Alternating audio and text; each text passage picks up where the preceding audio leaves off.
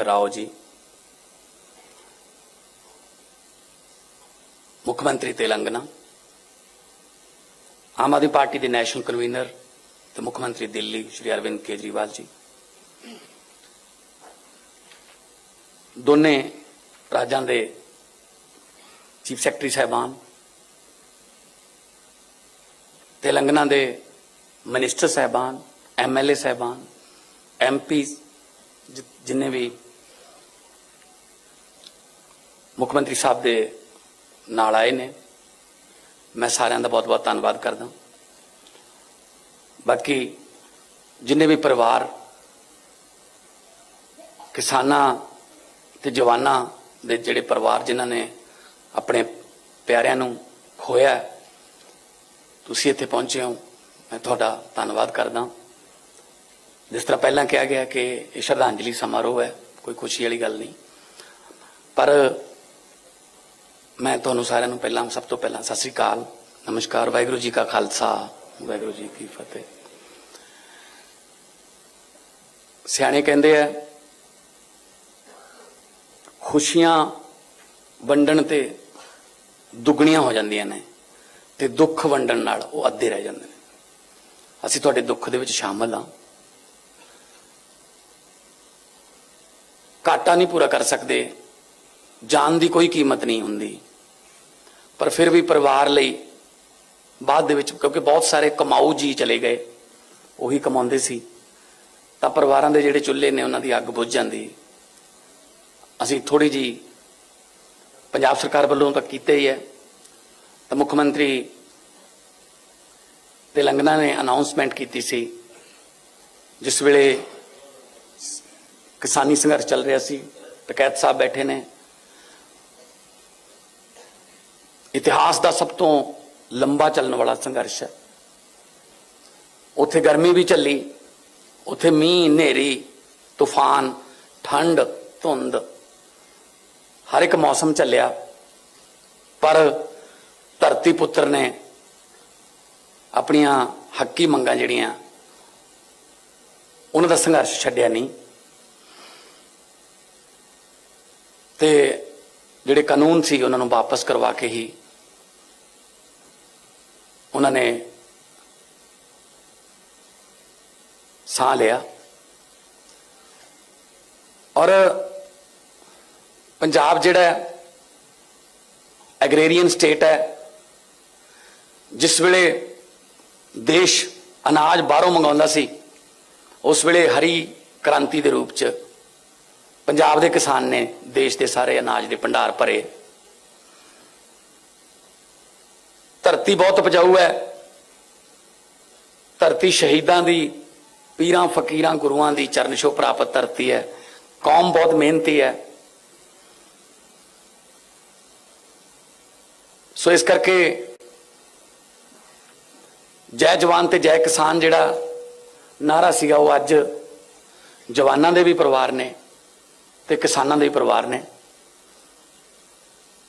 चंद्रशेखर राव जी, बहुत से परिवार ऐसे हैं, बहुत से जिनका एक भाई किसान है, दूसरा फौज में है, तो असली जय जवान और जय किसान आपको पंजाब में देखने को मिलेगा।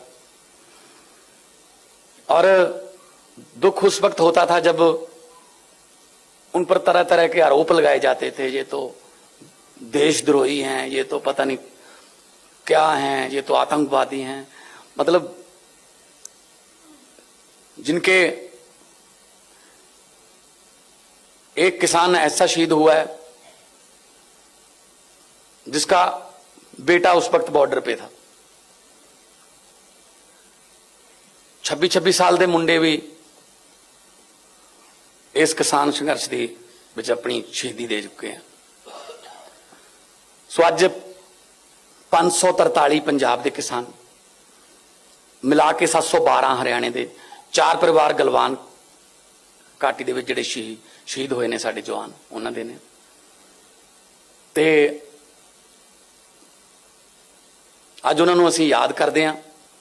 उन्हां दा नाम जिहड़ा वो इतिहास च लिखिया गया कि जिस वेले बहुत वड्डा संघर्ष चलिया सी तां उन्होंने इस संघर्ष के दौरान शहीदियां पाईयां सी। खेती ਨੂੰ ਅਸੀਂ ਲਾਹੇਵੰਦ ਧੰਦਾ ਬਣਾਉਣ ਲਈ ਬਹੁਤ ਸਾਰੇ 2 ਮਹੀਨਿਆਂ ਦੇ ਵਿੱਚ ਫੈਸਲੇ ਲਏ ਨੇ। ਪਾਣੀ ਸਾਡਾ ਧਰਤੀ ਦਾ ਥੱਲੇ ਚਲਾ ਗਿਆ ਬਹੁਤ, ਖਾਸ ਤੌਰ ਤੇ ਮਾਲਵਾ ਬੈਲਟ ਜਿਹੜੀ ਹੈ,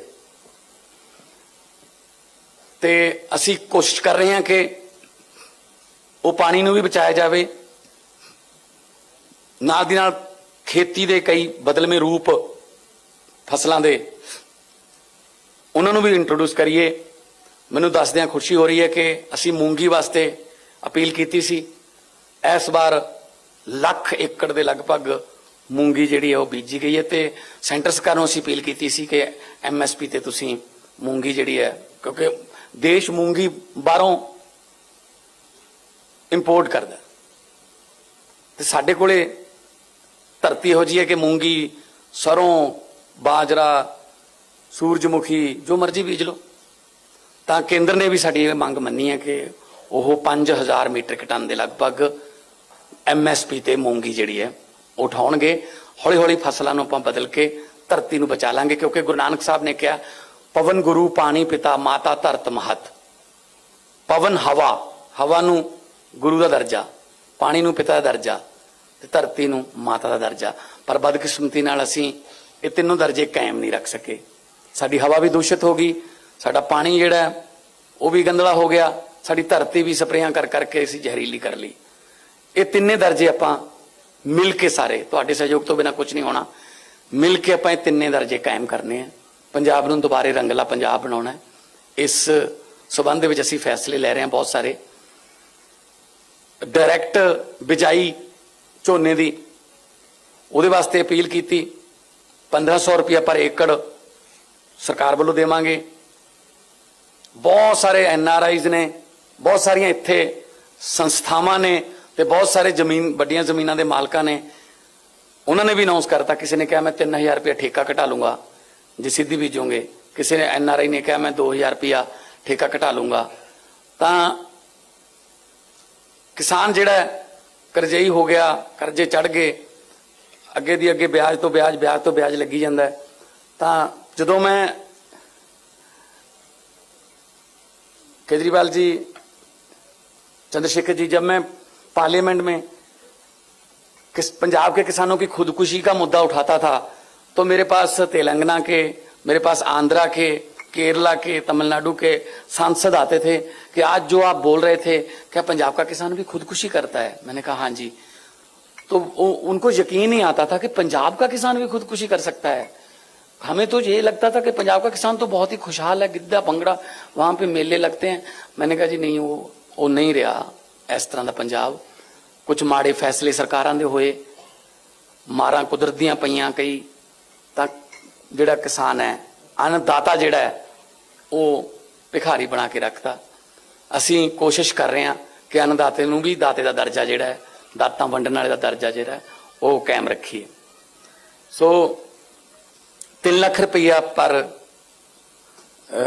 ਫੈਮਿਲੀ ਜਿਨ੍ਹਾਂ ਦੇ ਕਿਸਾਨ ਸੰਘਰਸ਼ ਦੇ ਵਿੱਚ ਸ਼ਹੀਦੀਆਂ ਪਾਈਆਂ ਨੇ ਉਹਨਾਂ ਨੂੰ, ਤੇ 10 ਲੱਖ ਰੁਪਈਆ ਗਲਵਾਨ ਘਾਟੀ ਦੇ ਯੋਧਿਆਂ ਨੂੰ ਜਿਨ੍ਹਾਂ ਨੇ ਦੇਸ਼ ਦੀ ਆਜ਼ਾਦੀ ਨੂੰ ਕਾਇਮ ਰੱਖਣ ਲਈ ਆਪਣੀਆਂ ਜਾਨਾਂ ਦਿੱਤੀਆਂ।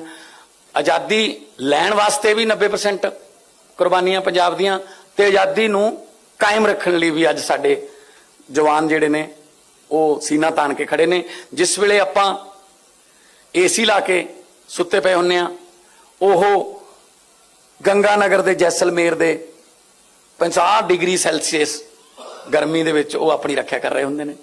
ਜਿਸ ਵੇਲੇ ਸਰਦੀਆਂ 'ਚ ਆਪਾਂ ਹੀਟਰ ਲਾ ਕੇ ਪਏ ਹੁੰਨੇ ਆ, ਉਹ ਕਾਰਗਿਲ ਦੇ ਵਿੱਚ ਉਹ ਬਰਫਾਂ ਪਹਾੜਾਂ ਦੇ ਵਿੱਚ -20 ਡਿਗਰੀ 25 ਡਿਗਰੀ ਟੈਂਪਰੇਚਰ ਦੇ ਵਿੱਚ ਆਪਣੀ ਰਾਖੀ ਕਰ ਰਹੇ ਹੁੰਦੇ ਨੇ। ਸੋ ਉਹਨਾਂ ਦੀ ਕੁਰਬਾਨੀ ਦਾ ਕੋਈ ਮੁੱਲ ਨਹੀਂ ਦੁਨੀਆ ਦੀ ਕਿਸੇ ਕਰੰਸੀ 'ਚ। ਸੋ ਅੱਜ ਉਹਨਾਂ ਨੂੰ ਆਪਾਂ ਯਾਦ ਕਰ ਰਹੇ ਹਾਂ, ਸਲੂਟ ਕਰ ਰਹੇ ਹਾਂ। ਤੇ ਮੈਂ ਜਿੰਨੇ ਵੀ ਮਹਿਮਾਨ ਸਾਡੇ ਤੇਲੰਗਾਨਾ ਤੋਂ ਆਏ ਨੇ, ਦਿੱਲੀ ਤੋਂ ਸਾਡੇ ਅਫਸਰ ਸਾਹਿਬਾਨ ਆਏ ਨੇ, ਔਰ ਜਿੰਨੇ ਵੀ ਕਿਸਾਨ ਨੇਤਾ ਜਾਂ ਕਿਸਾਨ ਯੂਨੀਅਨ ਨਾਲ ਜੁੜੇ ਹੋਏ ਲੋਕ ਆਏ ਨੇ, ਵੱਖ-ਵੱਖ ਕਿਸਾਨ ਯੂਨੀਅਨ ਨਾਲ ਤੁਸੀਂ ਜੁੜੇ ਹੋਏ ਹੋ। ਸੋ ਇਹ ਫੰਕਸ਼ਨ ਜਿਹੜਾ ਇਹ ਸਿਰਫ ਤੁਹਾਡੇ ਪਿਆਰਿਆਂ, ਤੁਹਾਡੇ ਸਤਿਕਾਰਿਆਂ, ਤੁਹਾਡੇ ਬੱਚਿਆਂ ਦੇ ਸਨਮਾਨ ਦੇ ਵਿੱਚ ਹੈ, ਜੋ ਅੱਜ ਇਸ ਦੁਨੀਆ 'ਚ ਨਹੀਂ ਹੈਗੇ। ਤਾਂ ਥੋੜਾ ਬਹੁਤ ਆਤਮਾ ਨੂੰ ਉਹਨਾਂ ਦੀ ਨੂੰ ਸਕੂਨ ਮਿਲੂਗਾ ਕਿ ਚਲੋ ਹੈਗੇ ਨੇ ਸਾਨੂੰ ਯਾਦ ਕਰਨ ਵਾਲੇ, ਹੈਗੇ ਨੇ ਸਾਡੇ ਘਰਦਿਆਂ ਦਾ ਹੱਥ ਫੜਨ ਵਾਲੇ, ਬਾਂਹ ਫੜਨ ਵਾਲੇ। ਕਿਉਂਕਿ ਮੈਂ ਦੇਖ ਰਿਹਾ ਸੀ ਇਸ ਪ੍ਰੋਗਰਾਮ ਦੇ ਵਿੱਚ ਇੱਥੇ ਮੀਡੀਆ ਵਾਲੇ ਸੱਜਣ ਇੰਟਰਵਿਊ ਕਰ ਰਹੇ ਸੀ ਤਾਂ ਬਹੁਤ ਸਾਰੀਆਂ ਮਾਵਾਂ ਤੋਂ ਬੋਲਿਆ ਨਹੀਂ ਜਾ ਰਿਹਾ ਸੀ, ਅੱਖਾਂ 'ਚ ਅੱਥਰੂ ਆ ਗਏ। ਕਿਉਂਕਿ ਮਾਂ ਨੂੰ ਤਾਂ ਕਦੇ ਜ਼ਿੰਦਗੀ 'ਚ ਭੁੱਲ ਹੀ ਨਹੀਂ ਸਕਦਾ। ਖਾਸ ਤੌਰ ਤੇ ਦੁਨੀਆ ਦਾ ਸਭ ਤੋਂ ਵੱਡਾ ਬੋਝ ਮੰਨਿਆ ਗਿਆ ਹੈ ਪਿਓ ਦੇ ਮੋਢੇ ਤੇ ਪੁੱਤ ਦੀ ਅਰਥੀ। ਬਹੁਤ ਵੱਡਾ ਬੋਝ, ਸਭ ਤੋਂ ਵੱਡਾ ਬੋਝ ਮੰਨਿਆ ਗਿਆ। ਬਦਕਿਸਮਤੀ ਨਾਲ ਬਹੁਤ ਸਾਰੇ ਪੰਜਾਬ ਦੇ ਬਾਪ ਜਿਹੜੇ ਨੇ ਉਹ ਇਹ ਬੋਝ ਨੂੰ ਢੋਂਦੇ ਨੇ। ਕਦੇ ਨਸ਼ਿਆਂ ਨੇ ਮਾਰਤੇ, ਕਦੇ ਗਰੀਬੀ ਨੇ ਮਾਰਤੇ, ਬੇਰੁਜ਼ਗਾਰੀ ਨੇ ਮਾਰਤੇ। ਆਪਾਂ ਹੌਲੀ ਹੌਲੀ ਠੀਕ ਕਰਾਂਗੇ। ਸੱਚੀ ਨੀਅਤ ਨਾਲ ਸਰਕਾਰ ਚੱਲ ਰਹੀ ਹੈ। ਤੁਸੀਂ ਐਡਾ ਵੱਡਾ ਫਤਵਾ ਦਿੱਤਾ ਹੈ, ਉਸ ਫਤਵੇ ਦਾ ਸਤਿਕਾਰ ਕਰਾਂਗੇ ਤੇ ਜਿੱਥੋਂ ਵੀ ਮੌਕਾ ਮਿਲੂਗਾ, ਚਾਹੇ ਪੰਜਾਬ ਦੀ ਇੰਡਸਟਰੀ ਹੋਵੇ, ਦੁਕਾਨਦਾਰ ਹੋਣ, ਵਪਾਰੀ ਹੋਣ, ਕਿਸਾਨ ਹੋਣ, ਮਜ਼ਦੂਰ ਹੋਣ, ਜਿਹੜਾ ਵੀ ਪੰਜਾਬ ਦੇ ਵਿੱਚ 3.25 ਕਰੋੜ ਪੰਜਾਬੀ ਹੈ, ਜਿਹੜਾ ਪੰਜਾਬ ਦਾ ਪਾਣੀ ਪੀਂਦਾ, ਪੰਜਾਬ ਦਾ ਅੰਨ ਖਾਂਦਾ, ਉਹਦੀ ਸੁਰੱਖਿਆ ਦੀ, ਉਹਦੇ ਵਪਾਰ ਨੂੰ ਵਧਾਉਣ ਦੀ, ਉਹਦੇ ਕੰਮਕਾਰ ਨੂੰ, ਉਹਦੇ ਬੱਚਿਆਂ ਨੂੰ ਨੌਕਰੀਆਂ ਦਿਵਾਉਣ ਦੀ ਤੇ ਉਹਨਾਂ ਦੇ ਚੁੱਲ੍ਹਿਆਂ ਦੀ ਅੱਗ ਬਚਾਉਣ ਦੀ ਜ਼ਿੰਮੇਵਾਰੀ ਤੁਸੀਂ ਮੇਰੀ ਲਾਈ ਹੈ। ਤੇ ਮੈਂ ਆਪਣੇ ਵੱਲੋਂ ਜਿੰਨੀ ਕੁ ਮੇਰੀ ਤੁੱਛੀ ਬੁੱਧੀ ਹੈ, ਮੈਂ ਤੁਹਾਡੇ ਨਾਲ ਸਲਾਹਾਂ ਕਰਕੇ ਆਪਣੇ ਵੱਲੋਂ ਮੈਂ ਫਿਊਚਰ ਦੇ ਵਿੱਚ, ਭਵਿੱਖ ਦੇ ਵਿੱਚ ਵੀ ਫੈਸਲੇ ਕਰਦੇ ਰਹਾਂਗੇ ਤਾਂ ਕਿ ਆਪਾਂ ਮੈਂ ਇਹ ਗੱਲ ਕਹਿਣਾ ਹੁੰਦਾ ਕਿ ਕਿਸਾਨਾਂ ਸਿਰ ਕਰਜ਼ਾ ਹੈ। ਮੈਂ ਕਿਸਾਨਾਂ ਨੂੰ ਕਰਜ਼ਾ ਮਾਫੀ ਨਹੀਂ, ਕਰਜ਼ਾ ਮੁਕਤੀ ਦਿਵਾਉਣੀ ਚਾਹੁੰਦਾ। ਸਾਨੂੰ ਕਿਉਂ ਲੈਣੇ ਪੈ ਰਹੇ ਨੇ ਕਰਜ਼ੇ? ਲੋੜ ਹੀ ਨਾ ਪਵੇ। ਇੰਨੀ ਫਰਟਾਈਲ ਧਰਤੀ ਹੈ, ਮੈਂ ਪੂਰੀ ਦੁਨੀਆ ਘੁੰਮੀ ਹੈ ਕਲਾਕਾਰ ਦੇ ਤੌਰ ਤੇ, ਕਿਤੇ ਇੰਨੀ ਉਪਜਾਊ ਧਰਤੀ ਨਹੀਂ ਜਿਹੜੀ 1 ਸਾਲ ਦੇ ਵਿੱਚ 150 ਮਣ ਦਾਣੇ ਪੈਦਾ ਕਰ ਦਿੰਦੀ ਹੈ। 90 ਮਣ ਝੋਨਾ, 60 ਮਣ ਕਣਕ। ਹੁਣ ਤਾਂ ਮੂੰਗੀ ਵਿੱਚ ਆ ਗਈ, ਉਹ ਵੀ ਵਿੱਚ ਹੀ ਆ ਗਈ। ਸੋ ਸਾਡੀ ਜਿਹੜੀ ਧਰਤੀ ਹੈ ਦੁਨੀਆ 'ਚ, ਜਿੱਥੇ ਅਮਰੀਕਾ, ਕੈਨੇਡਾ, ਇੰਗਲੈਂਡ, ਅਸੀਂ 40-40 ਲੱਖ ਰੁਪਇਆ ਮਾਂ ਦੀਆਂ ਬਾਲੀਆਂ ਵੇਚ ਕੇ ਚੱਕ ਕੇ ਫਿਰਦੇ ਆ ਵੀ ਉੱਥੇ ਲੈ ਜਾਓ ਸਾਨੂੰ, ਉੱਥੇ ਧਰਤੀ ਜਿਹੜੀ ਆ ਉਹ ਮਸਾਂ 25-30 ਮਣ ਵਾਲੀ ਹੈ। ਕਿਉਂਕਿ 6-6 ਮਹੀਨੇ ਤਾਂ ਬਰਫ਼ ਹੀ ਪਈ ਰਹਿੰਦੀ ਹੈ। ਤੁਹਾਡੇ ਬਹੁਤ ਸਾਰੇ ਹੋਣਗੇ ਰਿਸ਼ਤੇਦਾਰ, ਦੋਸਤ ਜਿਹੜੇ ਬਾਹਰ ਰਹਿੰਦੇ ਨੇ, ਪਰ ਮੇਰੀ ਸਮਝ ਤੋਂ ਬਾਹਰ ਹੈ। 20-25 ਮਣ ਵਾਲੇ ਮੌਜਾਂ ਕਰੀ ਜਾਂਦੇ ਨੇ, 150 ਮਣ ਵਾਲੇ ਭੁੱਖੇ ਮਰੀ ਜਾਂਦੇ ਨੇ। ਕਿਤੇ ਨਾ ਕਿਤੇ ਲੀਡਰਸ਼ਿਪ 'ਚ ਕਮੀ ਰਹੀ। ਜਿਨ੍ਹਾਂ ਨੂੰ ਆਪਾਂ ਅੱਗੇ ਕਰਦੇ ਰਹੇ, ਉਹਨਾਂ ਨੇ ਆਪਣੇ ਹੱਕ 'ਚ ਕਾਨੂੰਨ ਨਹੀਂ ਬਣਾਏ। ਆਪਾਂ ਉਹਨਾਂ ਦੇ ਹੱਕ 'ਚ ਬਹੁਤ ਭੁਗਤਦੇ ਰਹੇ, ਉਹ ਆਪਣੇ ਹੱਕ 'ਚ ਨਹੀਂ ਭੁਗਤੇ। ਸੋ ਮੈਂ ਸਾਰੇ ਜਿੰਨੇ ਵੀ ਇੱਥੇ ਤੁਸੀਂ ਪਹੁੰਚੇ ਹੋ, ਜਿਹੜੀ ਸ਼ਹੀਦੀ ਆ ਉਹ ਛੋਟੀ ਵੱਡੀ ਨਹੀਂ ਹੁੰਦੀ। ਸ਼ਹੀਦੀ ਦੇ ਵਿੱਚ ਕੋਈ ਰੈਂਕ ਨਹੀਂ ਹੁੰਦਾ, ਕਿਉਂਕਿ ਗੋਲੀ ਇਹ ਨਹੀਂ ਦੇਖਦੀ ਕਿ ਮੈਂ ਇੱਕ ਸਿਪਾਹੀ ਦੇ ਸੀਨੇ ਵੱਲ ਨੂੰ ਚੱਲੀ ਆ ਜਾਂ ਮੈਂ ਕਿਸੇ ਸੂਬੇਦਾਰ ਦੇ ਜਾਂ ਜਰਨੈਲ ਦੇ ਜਾਂ ਕਰਨਲ ਦੇ ਜਿਹੜੇ ਸੀਨੇ ਵੱਲ ਨੂੰ ਚੱਲੀ ਆ। ਤੇ ਮਾਂ ਹਮੇਸ਼ਾ ਪੁੱਤ ਜੰਮਦੀ ਹੈ।